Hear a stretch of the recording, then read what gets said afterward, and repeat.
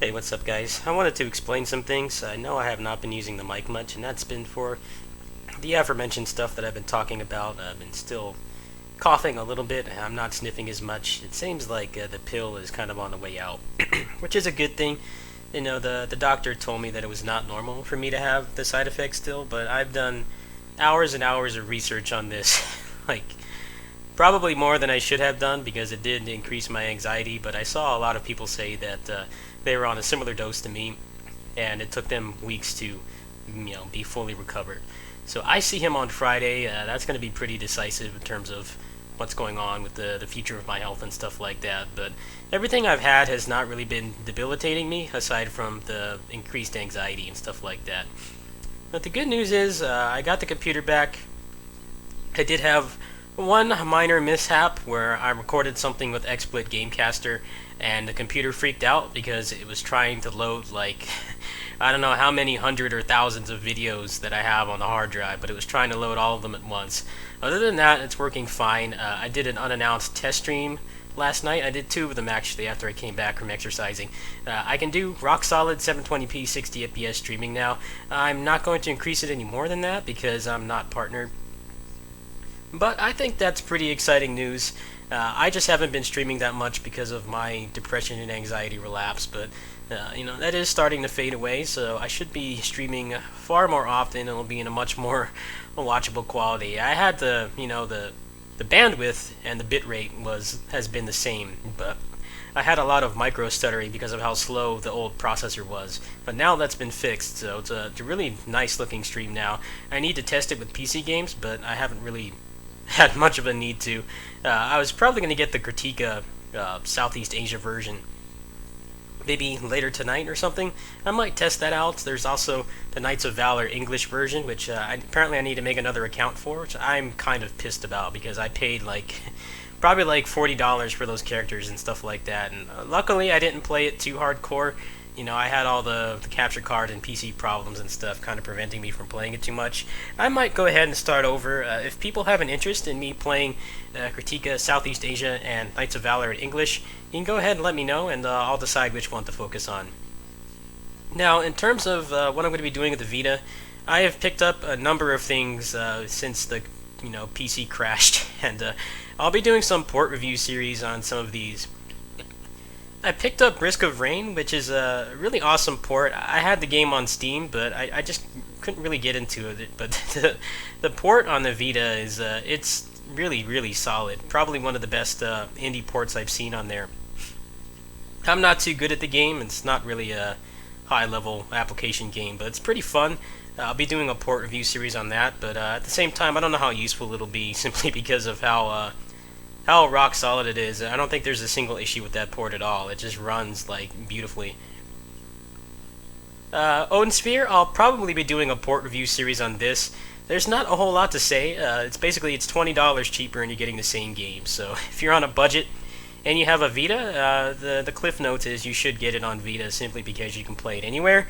If you don't drive or you commute via public transportation, and it's a great game to have. I played it several hours on the way back from my trip a couple days ago.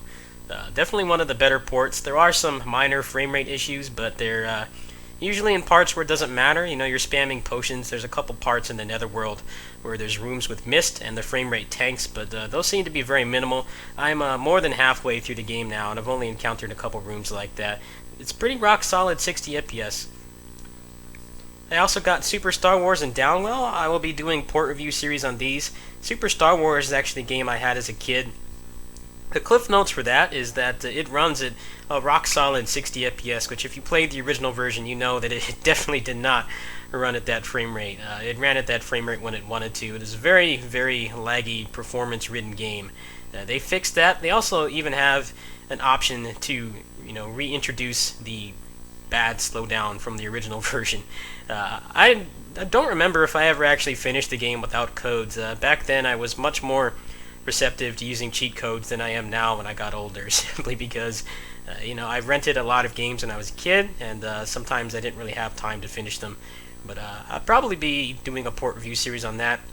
Downwell, there's not much to say about. A really rock-solid port. What a lot of people have been saying is that the Android and iPhone version is kind of limited by not having an actual D-pad and buttons. And Downwell is a very precision-heavy game, so the fact that you can have it on Vita and you have a really awesome D-pad and buttons means that the game's a blast to play. I played it a lot while I was on vacation waiting for Odin Sphere to come out. It also has a Tate mode like a shmup, so you can actually turn the Vita horizontally or vertically, and you can play it that way. So that's what's going on now. If you want to see my own Sphere progress, I have gotten to the Oswald campaign, but I haven't gotten that far, and I just finished Mercedes campaign last night. I like how you can actually change the difficulty. I think this is a feature that more games need to have, especially a game like this, where you fight so many annoying bosses like 5-6 times. Like, it's nice that you can just turn it down to easy or normal if you want to and move on with your life. There are no difficulty-specific trophies in this game, so I played through like the first 2 campaigns pretty much entirely on hard, and then I started putting it down on normal. There's a couple bosses in this game that are just plain annoying, at least with certain characters where their movesets don't really allow you to do damage fast or safely. So you can switch the difficulty as you want, which is pretty sweet. But go ahead and I'll try to do a boss here.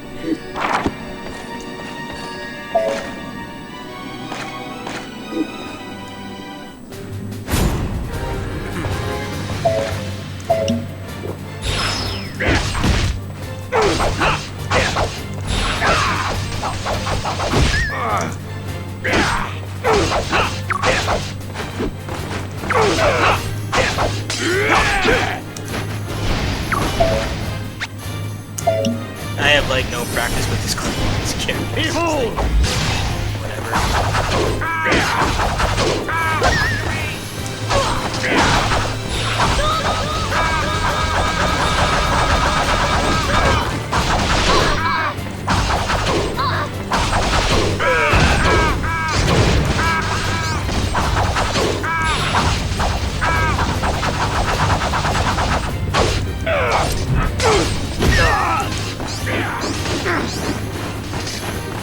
Now, I've heard a lot of people have been complaining that this game is too easy, and as someone who played through most of the game on hard, it's not an easy game.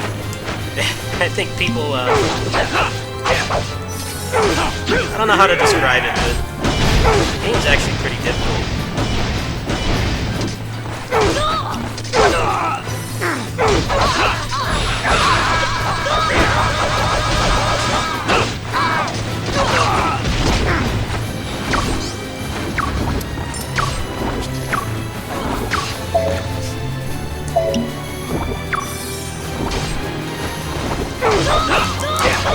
This game definitely does have a lot of really annoying parts where you fight bosses that don't stagger, and then they also summon additional enemies. I'm not a big fan of that.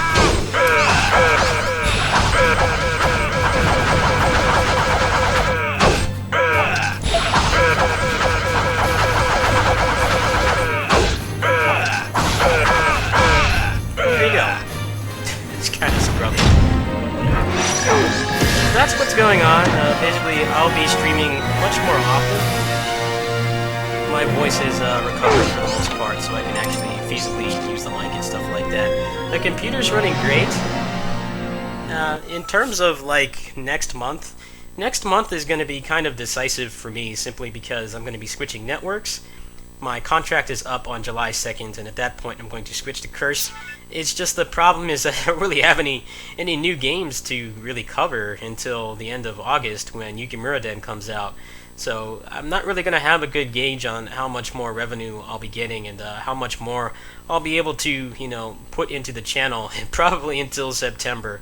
Which is it's kind of unfortunate, but I mean it could be worse. I could have had my contract go up in September, and I could have worked my ass off on Yukimura Den and not really had much to show for it.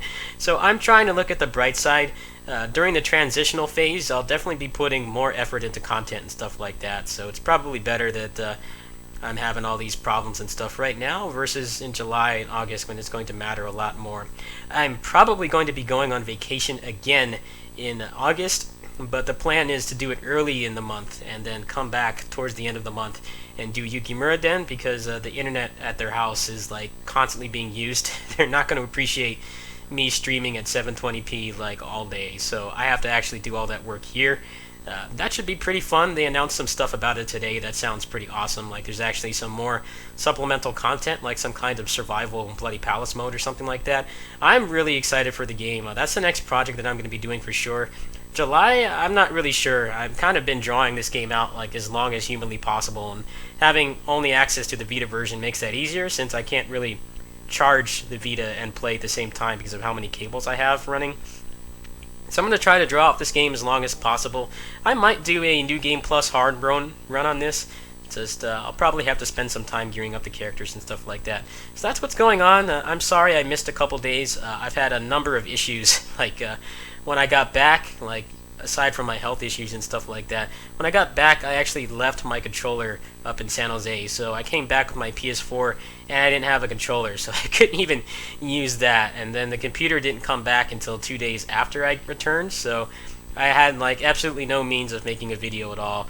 But now that things are slowly getting better, I hope that I'll be able to get back on a daily release schedule. At the same time, taking a break has been really nice. I have to admit, as much as I love doing this, just going through the relapse and like trying to stress myself out doing daily videos when I'm not making anything back for how much work I put into it. I think it's probably for the better that I took a break. So starting in July, I'll definitely be kicking it into high gear as much as I can without a big new like high octane, heavily hyped game. So we'll see what happens there. You can come by my stream. I'm going to go ahead and post my link in the description. I'll be on as much as I can. I'm probably going to play through the rest of this on stream. Anyway, see you guys later. Peace.